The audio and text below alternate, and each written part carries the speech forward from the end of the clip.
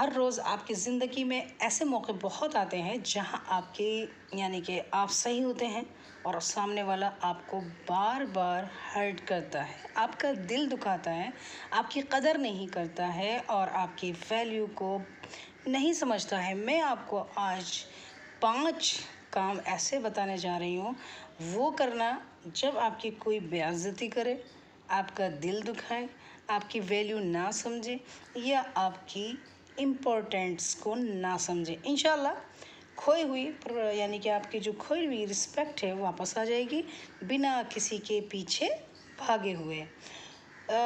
Number 1 अगर बात करते हैं, जो आपकी ज़िंदगी से जाना चाहता है उसे जाने दो, यानी खुशी खुशी जाने दो उसको। और जिस पल किसी ने आपको छोड़ा, यानी कि आपके छोड़ने का अगेंस्ट जाने का इरादा कर लिया, तो उसी पल से उसे उसके रास्ते पर जाने दो और बोलो तुझे जहाँ जाना है जा। और उसको ये एहसास दिलाओ तेरे जाने से मुझे कोई फ़र्क नहीं पड़ता या मुझे कोई फ़र्क नहीं पड़ने वाला, क्योंकि आपकी वैल्यू उससे यानी कि इफ़ेक्टेड नहीं है। भले ही आपके मन में उथल पुथल चल रही हो, भले ही आपके अंदर यानी कि अंदर ही अंदर आप रो रहे हो, टूट गए हो, लेकिन उस वक्त उस बंदे के सामने उस मोमेंट में जिस पल आपकी वैल्यू ना समझी जा रही हो, आपके सही होने के बावजूद आपको वैल्यू नहीं दे रहा, उस वक्त आप उस पल उसके रास्ते से हट जाएं। वो अपने रास्ते, हम अपने रास्ते। जहाँ कदर ना हो वहाँ से चुपचाप निकल जाने में फ़ायदा है। लोगों को अपनी ज़िंदगी से आज़ाद कर दो, यानी कि करना होगा आपको आज़ाद। वो जो करेंगे, वो जहाँ जाएंगे जाने दो। ये भी हकीकत है कि उसको भुलाना, दिल से डिलीट करना बहुत मुश्किल है। बातों को यानी कि इग्नोर करना बहुत मुश्किल है, लेकिन आपको वो इंसान इतना वैल्यूबल था और उसने आपको हर्ट कर दिया, तो उसको अपने मोबाइल से, अपने दिमाग से, सोशल मीडिया से निकालने की कोशिश करो, हर जगह से हटा दो। अब आप सोच रहे होंगे कि ये सब करने से कैसे वैल्यू मिलेगी। ज़रूर मिलेगी, ज़रूर मिलेगी। उसके बाद यानी कि आज़ाद करने के बाद मन में जो खुशी होगी वो अलग लेवल की होगी। जिसने आपको तकलीफ़ दी, आपका दिल दुखाया, और उसको इग्नोर करके उसको एक बच्चा समझकर माफ़ कर दें और उसकी नासमझी पर दया की जाए, क्योंकि कमी उसकी बुद्धि में है, ना कि आप में।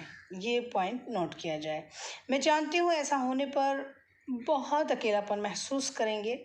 सच तो ये है कि ना, जब तक ना आप अपने को अकेला फील नहीं करोगे ना, तो आप सेकंड पॉइंट को नहीं समझेंगे। आगे बात करेंगे सेकंड पॉइंट, यानी पॉइंट नंबर 2। आप इसके साथ जुड़िए जो इंसान आपके साथ हमेशा खड़ा रहा है।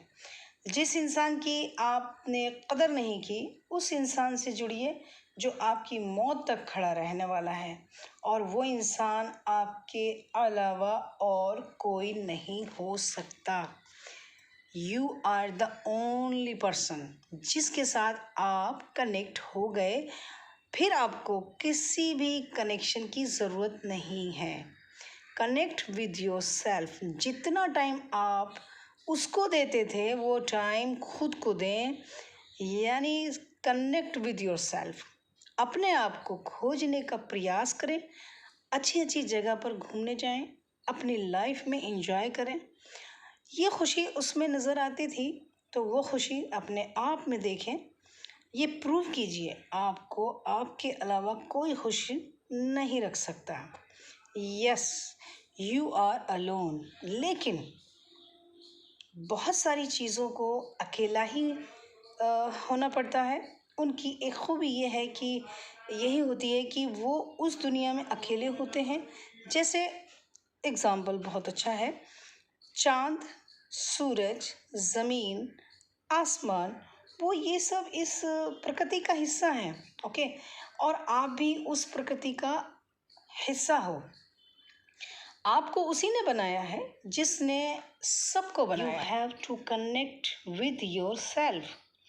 पॉइंट नंबर 3, अब अपनी खोई हुई वैल्यू पाने के लिए अपने इमोशंस को कंट्रोल में रखना है। कोई जलन नहीं, कोई बदले की भावना नहीं, और शांति से रहिए। शांत रहकर चीज़ों को बारीकी से समझना सीखो, शांत रहकर लड़ना सीखो, शांत रहकर अपनी वैल्यू बढ़ाना सीखो। शांत रहकर वैल्यू कैसे बढ़ाएं, खुद ये बात सोचो। किसी की वैल्यू कम करने से हमारे ऊपर कोई फ़र्क नहीं पड़ता, क्योंकि मैं किसी के जजमेंट का मोहताज नहीं हूँ। मैं कोई सवाल नहीं हूँ जो लोग मुझे जज करें। खुद को लूज़र वाली फीलिंग से भी कभी न लाएं, और किसी के ज़रिए आपको इज़्ज़त ना मिलने पे उसका नुकसान है, ना कि मेरा। कुछ नहीं जाता, ओके? क्योंकि मुझे पता है तू क्या है, तेरा लेवल क्या है, तेरे अंदर क्या है, तेरी कैपेबिलिटी क्या है। और सच पूछो तो निकल के आता है हमारा कैपेबिलिटी से। पॉइंट नंबर 4, अपने करियर पर फोकस करें और अपने काम पर फोकस करें, और अपनी खूबियों को, अपने स्किल को दिखाएं, अपने पेशेंस को समझें और अपनी हॉबीज़ को शार्प करें। अपने आप को बिज़ी कर लो और अपने काम को ज़्यादा काम करो, जितना पहले काम करते थे उससे ज़्यादा काम करो। अपने आप को इतना मसरूफ़ कर लो, कर दो। इज़्ज़त, बेइज़्ज़त, वैल्यू, इन सब बातों से दूर हो जाओ। जब आप इन मोह माया से ऊपर उठ जाओगे, अपने एक एक पल को काम में लेकर सिर्फ अपनी लाइफ को बेटर से बेटर बनाने की कोशिश करते रहेंगे और अपने ड्रीम को अचीव करने की कोशिश करते रहते हैं, तो आपके पास समय नहीं रहता किसी से हर्ट होने का या किसी से दर्द को महसूस करने का। अगर लोगों का काम है आपको बेइज्जत करना, आपकी वैल्यू ना समझना, तो फिर आपका भी काम है केवल अपना काम करना। लाइफ में लोग नहीं ड्रीम को चेस करना होता। अगर लोगों को चेस करोगे तो ना लोग रहेंगे और ना ही आपके हाथ में ड्रीम आएंगे, और बाकायदा आपके हाथ से ड्रीम चले भी जाए। ड्रीम को चेस करते हो तो ड्रीम भी आएंगे, लोग भी आएंगे, आपकी बात मानी जाएगी, आपसे सीखा जाएगा, आपकी बात के साथ साथ आपकी वैल्यू, आपकी इज्जत की जाएगी।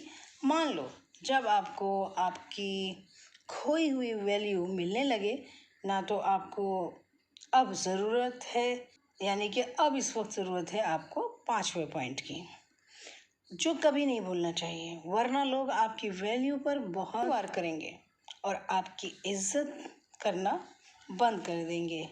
और इसी के साथ आता है हमारा 5वां पॉइंट, नो री एंट्री। जिस इंसान ने आपकी बेइज्जती कर ली, आपकी कोई वैल्यू नहीं समझी, वो जब आपकी इज्जत नहीं करता था, अभी क्या, बेहतर है आप उसकी लाइफ में ना जाएं और ना ही उसको अपनी लाइफ में आने दें। दोबारा जाकर उसके पास अपनी खुद की वैल्यू कम ना करें, क्योंकि आपने अपने आप को बदल लिया है, लेकिन वो बदला है कि नहीं उसकी क्या गारंटी है। आप नहीं आप उसकी गारंटी नहीं ले सकते। इन बुरे दिनों से सबक लेकर अपने दम पर आज यहाँ खड़े हो, फिर से वो गलती करके वापस वहीं पर नहीं जाना है, क्योंकि आपने जो न्यू रूप धारण किया है ना, उस पर जो मेहनत की है उसमें रहना है, या नहीं तो क्या होगा कि लोग आपको फिर से हल्के में लेना शुरू कर देंगे और आपकी वैल्यू फिर अपने आप कम होना शुरू हो जाएगी। अगर वो आपकी ज़िंदगी में आए तो उसको बोलो कि ये दोबारा अगर आपकी ज़िंदगी में वो शख्स आए, कि उसको बोलो कि वो जगह आपकी मेरे दिल में थी, वो अब नहीं है, और रहो या ना रहो ये आपकी मर्ज़ी। क्योंकि अगर मैं आपको वो दिल आपको दिया तो आप वही करोगे जो आज तक करते आए हो। इसलिए ये गलती ना करें, वरना आप वहीं आ जाएंगे जहाँ से आप चले थे। वैल्यू ख़त्म और ये अक्लमंदी ना होगी।